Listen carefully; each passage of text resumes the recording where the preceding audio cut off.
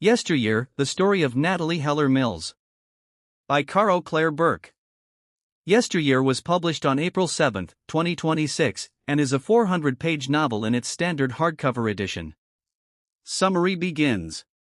Imagine waking up one morning and discovering that the beautiful life you have shown millions of people online has suddenly become real, but without the electricity, money, comfort, staff, technology, or escape. That is the nightmare at the heart of Caro Burke's 2026 novel, Yesteryear. The story follows Natalie Heller Mills, a hugely successful lifestyle influencer who has built an empire around an idealized vision of traditional womanhood, marriage, motherhood, Christianity, and pioneer life. To her followers, Natalie appears to have everything: a beautiful husband, a beautiful family, a beautiful ranch, fresh bread, farm animals, homemade food, children running through the countryside, and a simple life untouched by modern society. But there is one problem. Almost none of it is what it appears to be. The perfect woman. Natalie has millions of followers watching her every move. She presents herself as the perfect traditional wife and mother. Her social media videos show her preparing food, caring for children, working on the ranch, and living according to old-fashioned values. Her followers envy her. They believe Natalie has escaped the chaos of modern life and discovered the secret to happiness. But behind the camera is a completely different world. There are employees. There are nannies. There are producers. There are modern appliances hidden away from the cameras. And there is Natalie herself, a woman who is far more complicated and unhappy than the person she presents to the public. Her husband, Caleb, is also not the heroic cowboy that her followers imagine.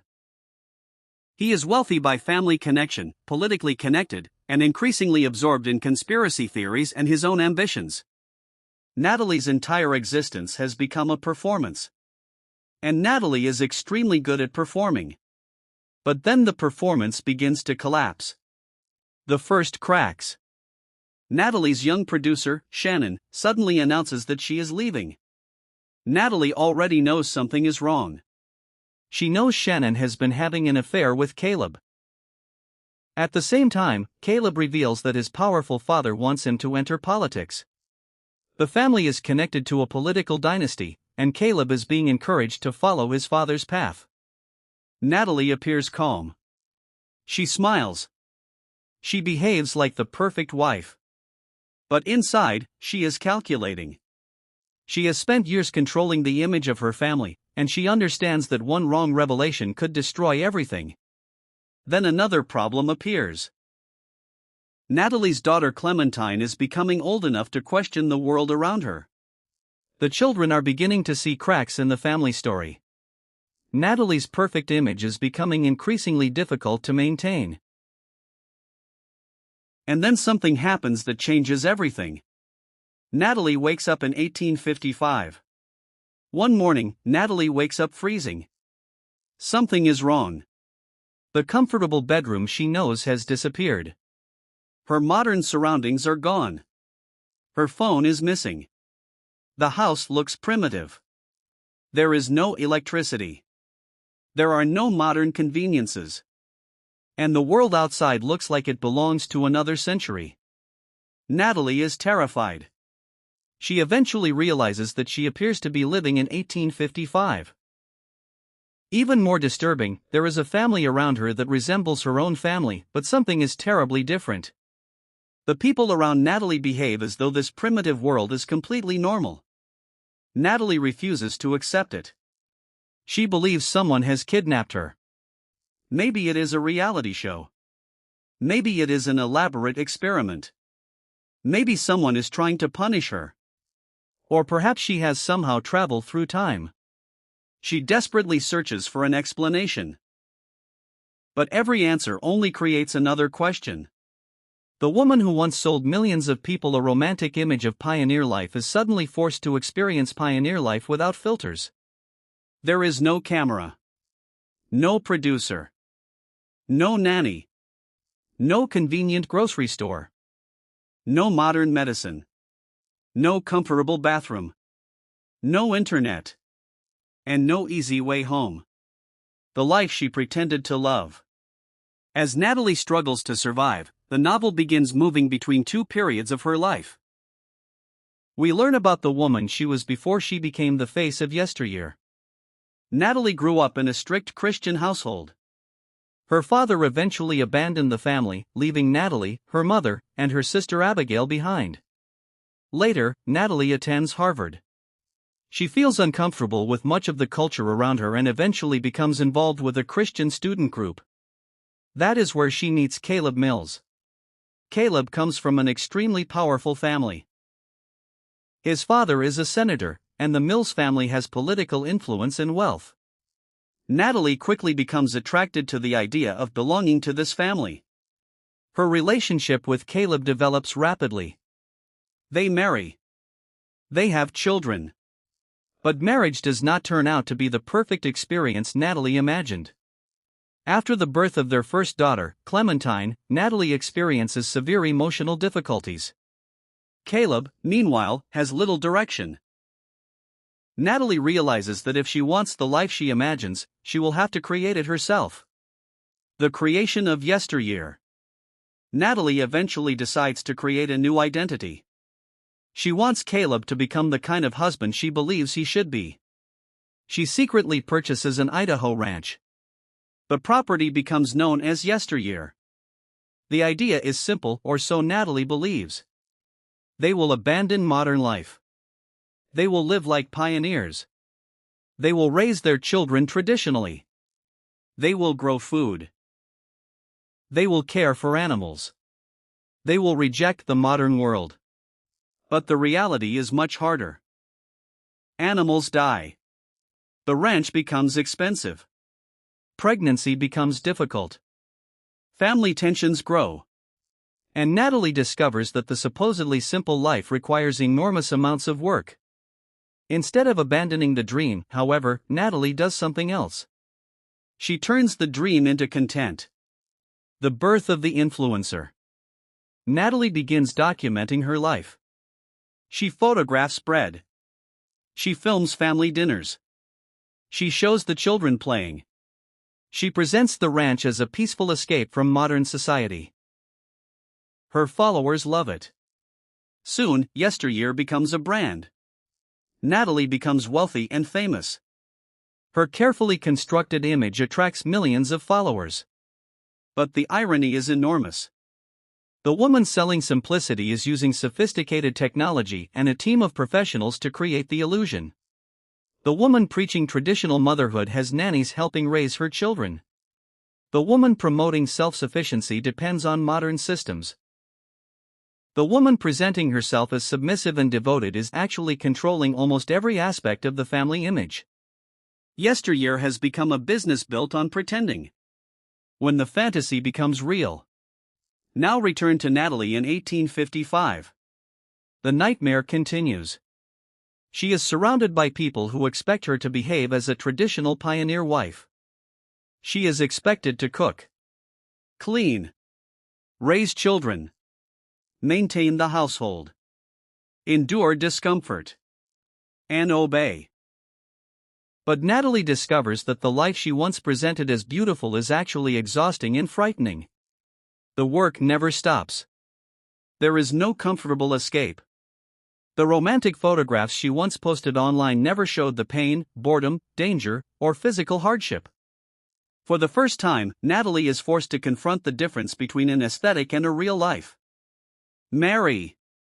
One of the most important figures in the story is Mary. Mary is a young girl who has grown up believing that the primitive world around her is normal. She does not understand modern society. She does not have the same knowledge that children outside the ranch possess. As Natalie spends more time with Mary, the situation becomes increasingly disturbing. Natalie realizes that the children have been raised inside an artificial reality. Their world has been carefully controlled. Their understanding of history and modern life has been manipulated. And Natalie herself is trapped inside the consequences of the fantasy she helped create. Eventually, an even greater revelation emerges. The 1855 world is not simply a magical trip into the past. It is connected directly to Natalie's own choices. The truth about the ranch. After the scandal involving Shannon, Natalie and Caleb retreat further into their isolated ranch life. Instead of returning to normal society, they effectively commit themselves to the fantasy. They create a world in which the family can pretend to live in another century. The younger children are raised inside this artificial existence. The illusion becomes so powerful that it begins to function like reality. But there is a secret. Caleb has been secretly maintaining contact with the modern world. He visits a hidden cabin. He watches television. He obtains modern food. Older children are also involved in helping maintain the secret. The supposedly authentic pioneer existence is therefore another performance. Even Caleb, who appears committed to the experiment, cannot completely abandon modern life. The hypocrisy is complete. Clementine returns. The person who finally breaks through the illusion is Clementine. She is one of Natalie's older children. Unlike the younger children, Clementine has experienced life outside the ranch. She escaped when she was 16, taking several of her siblings with her. She eventually returns as an adult. And when she comes back, she sees the situation for what it really is. The younger children have been isolated. They have been denied a normal childhood. They have been taught to accept an artificial reality. Clementine decides that the cycle must end. She obtains legal authority to take custody of the younger children. For Natalie, this is devastating. She wants to believe she is protecting her family. But Clementine sees something completely different. She sees children who need to be rescued from the life their parents created. Natalie's final illusion. Natalie still struggles to understand what has happened. She insists that she is pregnant. She believes her pregnancy is part of the reality she has been living. But Clementine reveals the truth. Natalie is no longer pregnant. She is 50 years old and experiencing menopause. The revelation destroys another part of Natalie's carefully constructed identity. For years, motherhood has been central to her public image. She has presented fertility, domesticity, and family life as proof of her success. Now even that identity is disappearing. The woman who claimed to have found the perfect life realizes that almost everything she built has been taken away. Natalie and Caleb. With the children gone, Natalie and Caleb are finally left alone. There is no audience. No followers. No cameras. No children. No brand. No fantasy. Only the two of them. And they finally admit something they have spent years avoiding. They do not love each other. Their marriage has been built around appearances, ambition, control, and mutual dependence. The perfect husband was an illusion. The perfect wife was an illusion. The perfect family was an illusion. And the perfect ranch was an illusion. Eventually, Natalie and Caleb decide to leave the ranch. The place that was supposed to represent paradise has become a prison. 5 years later. The story then moves forward 5 years. Natalie is serving a 30-year prison sentence for aggravated child abuse. The woman who once had millions of followers is now behind bars. Her public image has completely collapsed. She is eventually brought back to the ranch for a televised interview. The interviewer is Rena Magliotti, Natalie's former college roommate, who has become a news anchor. The setting is deeply symbolic. Natalie has returned to the place where her fantasy began. But this time, there is no control over the story. She is no longer the person directing the camera. She is the subject of the story. The Book of Mary. During the interview, Rena gives Natalie something unexpected. It is a copy of Mary's memoir, titled The Book of Mary. Mary has finally been given the opportunity to tell her own story. She writes about growing up on the isolated ranch. She writes about the strange world she believed was normal. She remembers the moment Clementine returned. And she describes how her life changed when her older sister rescued her and her siblings. Mary is no longer trapped inside Natalie's narrative. She now has her own voice, her own memories, her own future. And that is perhaps the most important transformation in the entire novel. The meaning of Yesteryear.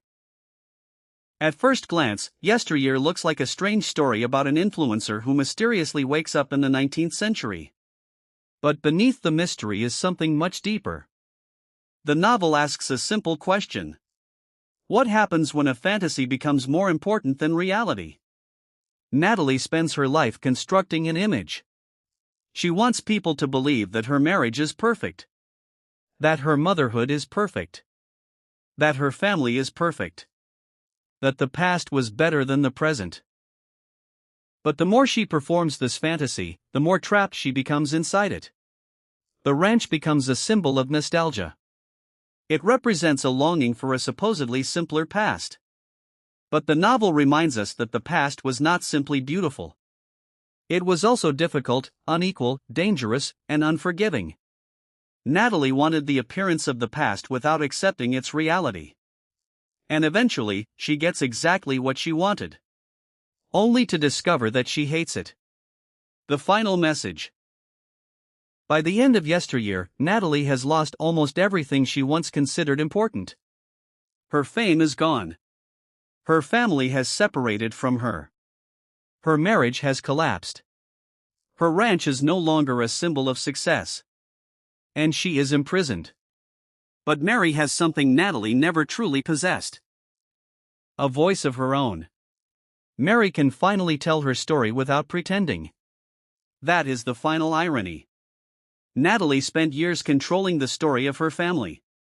In the end, the person she tried hardest to control becomes the person who tells the truth.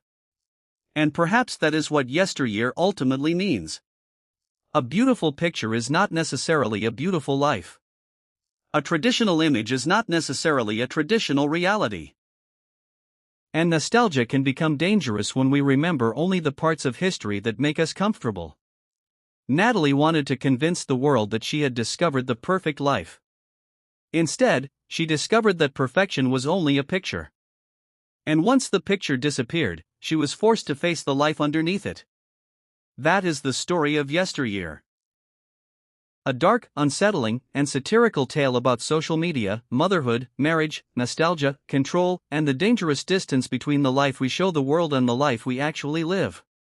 Yesteryear was published on April 7, 2026, and is a 400-page novel in its standard hardcover edition.